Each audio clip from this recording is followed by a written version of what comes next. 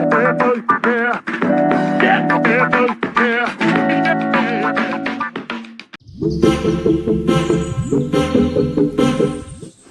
Everyone, कल हम लोगों ने पिछली वीडियो में ट्रांसपेरेंसी के बारे में जाना था।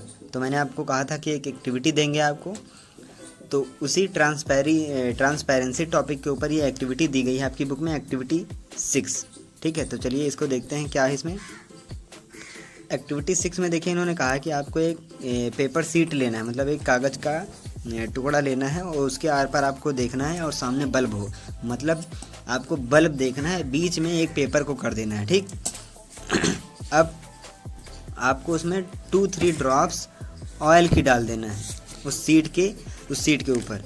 ठीक, अब जब आप उस पर ऑयल डाल देंगे, पूरे पेपर पे नहीं डालना, आपको उस पेपर के थोड़े भाग पे ऑयल डाल देना है।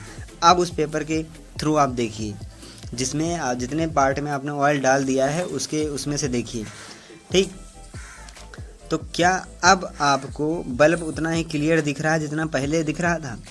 तो आप ऐसे बिना करे हुए बता सकते हैं कि हाँ, उतना क्लियर नहीं दिख रहा था। क्यों? क्योंकि उस पेपर में आपने ऑयल भी मिक्स कर दिया है। अब देखिए इसमें एक हेडिंग एक डेफिनेशन दी गई है, the materials through which object can be seen but not clearly are known as translucent. वो मटेरियल्स जिनके माध्यम से, जिनके बीच से हम लोग दूसरे मटेरियल्स को देख तो सकें लेकिन क्लियरली ना देख सकें, उनको हम लोग क्या कहते हैं? ट्रांसलूसेंट कहते हैं। ठीक, अब आपको याद रखना है वो ऑयली पैच जो आपने उस पेपर पे डाला था, हमने जो पहले भी प्रेजेंस ऑफ फैट टेस्ट किया था वहाँ पर भी हमने इस तरीके का देखा था, वहाँ पर भी ट्रांसलूसेंट भी था।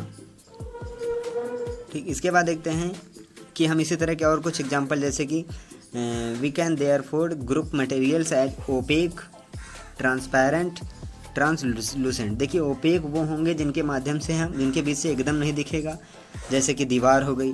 ट्रांसपेरेंट जिनके बीच से हम लोग आराम से देख सकते हैं। ट्रांसलूसेंट अभी हम लोगों ने ऊपर देखा कि क्लियर नहीं दिखेगा, दिखेगा पर क्लियर नहीं दिखेगा। ठीक, इसी तरह देखिए पहेली ने यहाँ पे एक आपको सजेस्ट किया है कि टॉर्च जलाइए, उसके ऊपर आप हाथ रखिए तो क्या आपको उजाला दिखेगा? तो ये तो आप करके भी देख सकते हैं। अच्छा, हमने ये भी पढ़ा है कि जो मटेरियल्स हैं in their appearance and the way they mix in water. देखिए जो मटेरियल हैं वो अलग अलग होते हैं अपने देखने के उससे, मतलब अगर हम देखें कि वे ऑफ अपीयरेंस जो उनका होता है वो अलग अलग होता है। लिक्विड का अलग होता है, पानी में मिक्स करने के आधार पे अगर हम देखेंगे।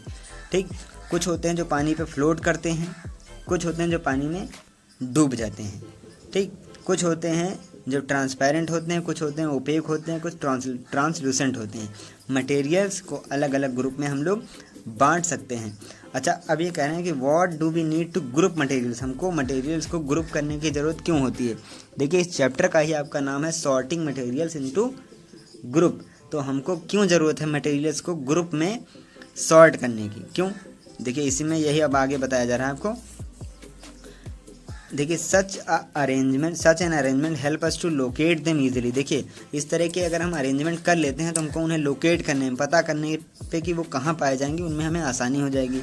सिमिलरली जैसे कि एक ग्रॉसरी पे जो दुकान होती है, जहाँ पे परचून की जो दुकान होती है, वहाँ पर ज़्यादातर सामान जो होता है वो बिस्किट जो हैं, एक ही जगह पे सारे बिस्किट रखे होंगे, एक ही कोने पे आपको सारी सोप्स मिल जाएंगी, सारी साबुन्स मिल जाएंगी, एक ही किनारे पे सारे ग्रेन, सब पल्सेस, सबका अलग अलग एक कॉलम या फिर अलमारी बनी हुई होती है। ठीक, एक और रीज़न होता है इनको ग्रुप करने का ये कि हम इनके बारे में अध्ययन कर सकें, इनको पढ़ने में, इनको स्टडी करने में हमको थोड़ी सी कन्वीनियंस हो जाती है अगर ये एक ही जगह पे सॉर्ट हुए होते हैं। इसके बारे में हम लोग अपनी अपर क्लासेस में, हायर क्लासेस में और कायदे से पढ़ेंगे। तो ये चैप्टर आपका यहाँ पे कंप्लीट होता है। आपको ये समरी, जो चैप्टर 4 की समरी दी गई है, मतलब इस चैप्टर का जो निचोड़ है वो ये कुछ पॉइंट्स में दिया गया है, ये आपको लिख लेना अपने कॉपी पे। और इस चैप्टर के कुछ और नोट्स मैं आपको कल वीडियो में दूंगा। ठीक, तो तब तक आप अपनी कॉपी पे समरी नोट करेंगे। और अगर अभी तक आपने पिछली एक्टिविटी वगैरह नहीं करी हैं तो आप उनको करके टेबल बना लीजिए।